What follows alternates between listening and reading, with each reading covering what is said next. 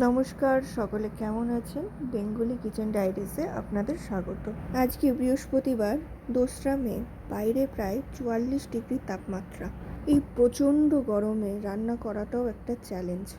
তাই খুব কম উপকরণে অতি সহজে এই পদটি বানিয়ে ফেললে দুপুরে গরম ভাতের সাথে দ্বিতীয় কোনো পদের আর দরকার পড়বে না। আবার রুটি পরোটার সাথেও এই রেসিপিটি খুবই ভালো লাগে। তাহলে চলুন বানিয়ে ফেলি আজকের রেসিপি পটল পোস্ত।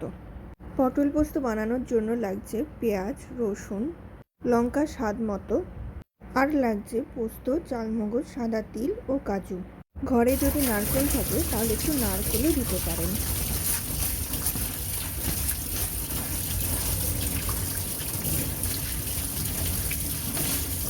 প্রথমে পটলের খোসাগুলো না ছাড়িয়ে একটু চেঁচে নিয়ে ভালো করে ধুয়ে নেব। এরপর দুটো পেঁয়াজ মিহি করে কুচিয়ে নিচ্ছি। আগেই রসুনের খোসা ছাড়িয়ে ধুয়ে আলাদা করে রেখেছি। এবার মশলা বাটার পালা। একটা মিক্সির জারে নিয়ে নিচ্ছি পোস্ত, কাজু, সাদা তিল, চারমগজ। এগুলোকে ভালো করে গুঁড়ো করে নেব। আপনারা চাইলে এগুলো শিলনোড়াতেও বাটতে পারেন। যদি কেউ নারকেল দেন তাহলে এই পর্যায়েতেই একটু নারকেল দিয়ে দেবেন। মশলা ভালো করে গুঁড়ানো হয়ে গেছে। এবার দিয়ে দিচ্ছি স্বাদ অনুযায়ী কুচানো লঙ্কা ও রসুন। এবার একটু জল অ্যাড করে এই মশলাটাকে ভালো করে পেস্ট করে নেব। মশলা বাটা হয়ে গেলে এটাকে সাইডে রেখে দিয়ে এবার কড়াইতে তেল গরম চাপাবো। আমি এখানে সানফ্লাওয়ার অয়েল ব্যবহার করছি। আপনারা চাইলে যে কোনো সাদা তেল অথবা সর্ষের তেলেও রান্না করতে পারেন, তবে সাদা তেল হলে ভালো হয়। তেল গরম হয়ে গেলে লবণ ছড়িয়ে পটলগুলো একে একে ছেড়ে দেব।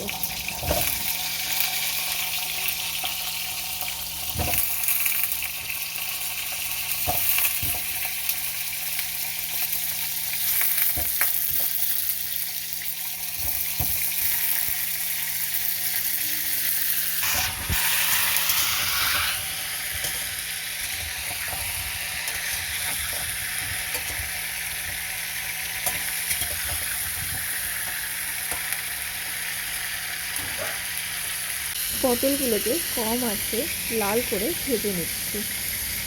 এই পর্যায়ে পটলগুলো প্রায় 60% সেদ্ধ হয়ে গেছে।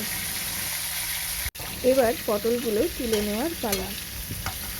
একটা পাত্রে এই লাল করে ভাজা পটলগুলো তুলে নিচ্ছি।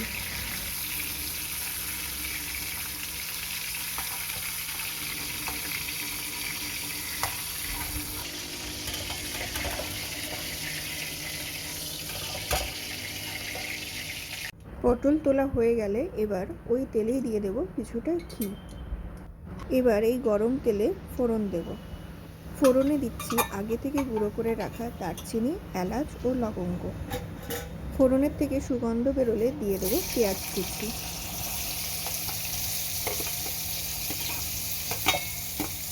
পেঁয়াজটাকে ততক্ষণ ভাজবো যতক্ষণ না পেঁয়াজের রং বদলে লাল হচ্ছে।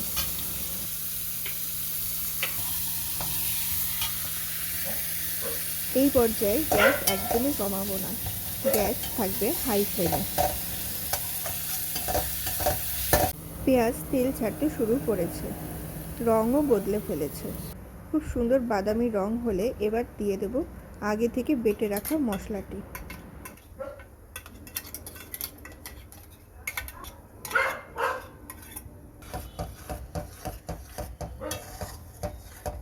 মশলাটা কিছুক্ষণ কষিয়ে দিয়ে দিচ্ছি স্বাদ অনুযায়ী লবণ। ব্যাস, আবার কষানোর পালা শুরু। মশলাটাকে যতক্ষণ কষাবো ততক্ষণ নাড়াতে হবে, না হলে মশলাটা নিচে লেগে যাবে। মশলাটাকে ততক্ষণ কষাবো যতক্ষণ না বাদাম থেকে তেল বেরোচ্ছে। মশলা কষানো হয়ে গেছে, মশলার থেকে তেলও বেরিয়েছে। মশলার রং বদলে কি সুন্দর হলুদ রং ধারণ করেছে, কিন্তু এই রান্নায় এক ফোঁটাও হলুদ ব্যবহার করিনি। মশলা কষানো কমপ্লিট। এবার দিয়ে দিচ্ছে আগে থেকে ভেজে তুলে রাখা লাল পটলগুলো দিয়ে মশলাটাকে আবারও কষাবো, যাতে মশলাগুলো পটলের গায়ে ভালো করে লেগে যায়।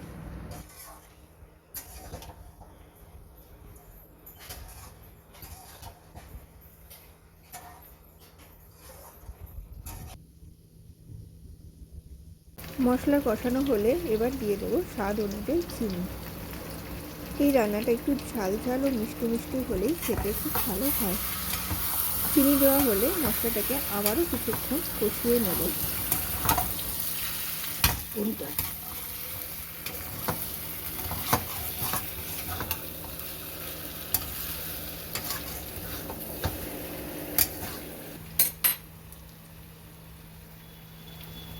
মশলা কষানো হয়ে গেছে, এবার দিয়ে দিচ্ছি মিক্সির বাটি ধোয়া জল।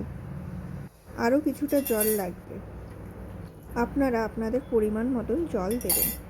তবে এই রান্নাটা কিন্তু গা মাখা হবে। জল দেওয়া হয়ে গেলে এবার কিছুক্ষণ নাড়িয়ে চাড়িয়ে ফুটে উঠলে ঢাকা দিয়ে দেব।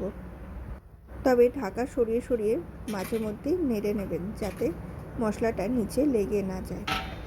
ব্যাস, এবার ঢাকা দিয়ে দিচ্ছি। আমি কিন্তু মাঝে মাঝেই ঢাকা সরিয়ে মশলাটাকে নেড়েছি।